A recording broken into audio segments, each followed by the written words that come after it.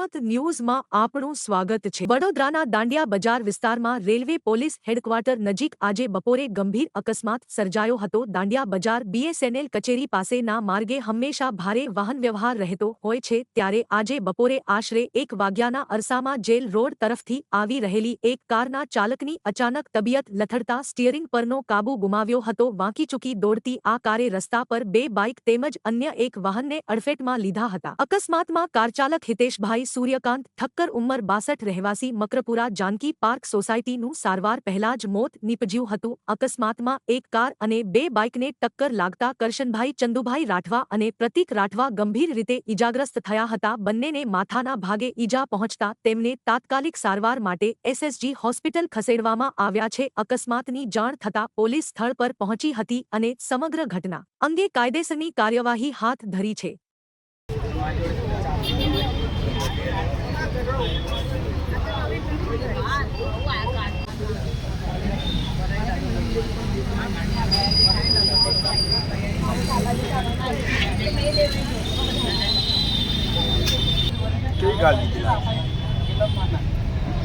कोई जान आने की इच्छा हेलो ये पार्टी चौकड़ी पर है तेमनु घरू आम आखू थी गलू एवं लगे अटक जेव लागतेलू ये पार्टी स्पीड में एने गाड़ी में ठोकी दीधी।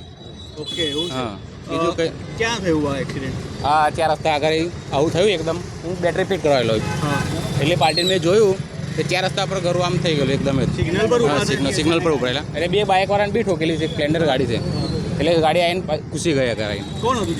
જેન્ટ્સ હતા? જેન્ટ્સ હતા ઓકે ઉંમરવાળા બાકી તો કોઈ નહીં, એક છોકરાને ખાલી વાગ્યું સ્પ્લેન્ડર વાળાને। ઓકે હા એ પાર્ટીનો એમ્બ્યુલન્સ પર 108 બોલાવીને મોકલી દીધો। રાવપુરા રોડ દાંડિયા બજાર રોડ આ પાણા પોલીસ ભવન રોડ કહેવાય। શું નામ આપનું? સંજય। Thank you.